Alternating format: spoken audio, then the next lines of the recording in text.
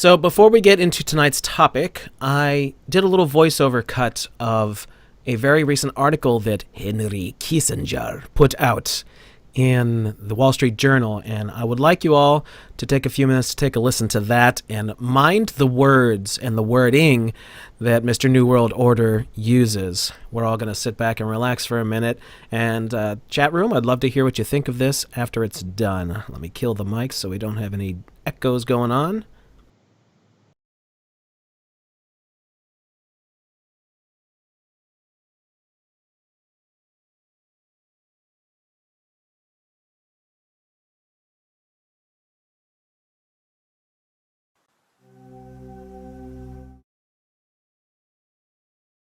Written by Henry Kissinger for the Wall Street Journal, published on April 3rd, 2020. The coronavirus pandemic will forever alter the world order.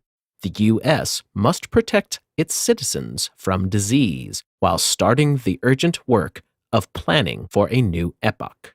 The surreal atmosphere of the COVID-19 pandemic calls to mind how I felt as a young man in the 84th Infantry Division during the Battle of the Bulge. Now, as in late 1944, there is a sense of inchoate danger, aimed not at any particular person, but striking randomly and with devastation. But there is an important difference between that faraway time and ours. American endurance then was fortified by an ultimate national purpose. Now, in a divided country, efficient and far-sighted government is necessary to overcome obstacles unprecedented in magnitude and global scope. Sustaining the public trust is crucial to social solidarity, to the relation of societies with each other, and to international peace and stability. Nations cohere and flourish on the belief that their institutions can foresee calamity, arrest its impact, and restore stability. When the COVID-19 pandemic is over, many countries' institutions will be perceived as having failed. Whether this judgment is objectively fair is irrelevant. The reality is the world will never be the same after the coronavirus. To argue now about the past only makes it harder to do what has to be done. The coronavirus has struck with unprecedented scale and ferocity. Its spread is exponential. U.S. cases are doubling every fifth day. At this writing, there is no cure. Medical supplies are insufficient to cope with the widening waves of cases.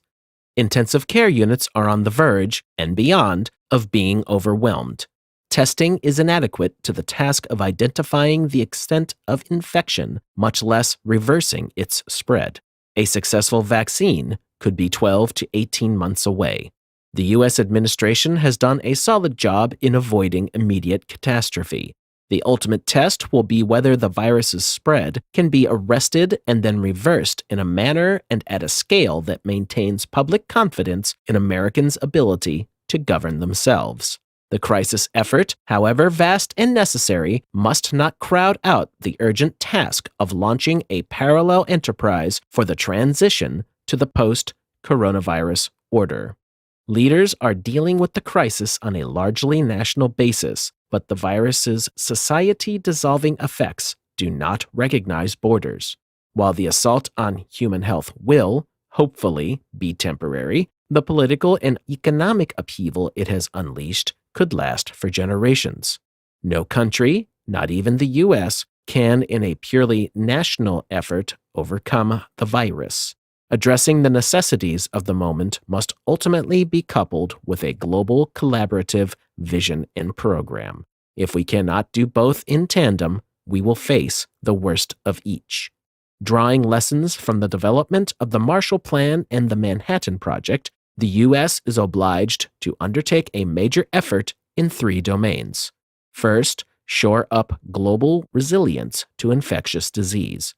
Triumphs of medical science, like the polio vaccine and the eradication of smallpox, or the emerging statistical technical marvel of medical diagnosis through artificial intelligence, have lulled us into a dangerous complacency. We need to develop new techniques and technologies for infection control and commensurate vaccines across large populations. Cities, States and regions must consistently prepare to protect their people from pandemics through stockpiling, cooperative planning, and exploration at the frontiers of science. Second, strive to heal the wounds to the world economy. Global leaders have learned important lessons from the 2008 financial crisis. The current economic crisis is more complex. The contraction unleashed by the coronavirus is, in its speed and global scale, unlike anything ever known in history. And necessary public health measures, such as social distancing and closing schools and businesses, are contributing to the economic pain. Programs should also seek to ameliorate the effects of impending chaos on the world's most vulnerable populations. Third, safeguard the principles of the liberal world order. The founding legend of modern government is a walled city protected by powerful rulers, sometimes despotic, other times benevolent, yet always strong enough to protect the people from an external enemy. Enlightenment thinkers reframed this concept, arguing that the purpose of the legitimate state is to provide for the fundamental needs of the people: security, order, economic well-being, and justice. Individuals cannot secure these things on their own. The pandemic has prompted an anachronism, a revival of the walled city in an age when prosperity depends on global trade and movement of people. The world's democracies need to defend and sustain their Enlightenment values. A global retreat from balancing power with legitimacy will cause the social contract to disintegrate both domestically and internationally. Yet this millennial issue of legitimacy and power cannot be settled simultaneously with the effort to overcome the COVID-19 plague. Restraint is necessary on all sides, in both domestic politics and international diplomacy. Priorities must be established. We went on from the Battle of the Bulge into a world of growing prosperity and enhanced human dignity. Now we live an epochal period. The historic challenge for leaders is to manage the crisis while building the future. Failure could set the world on fire.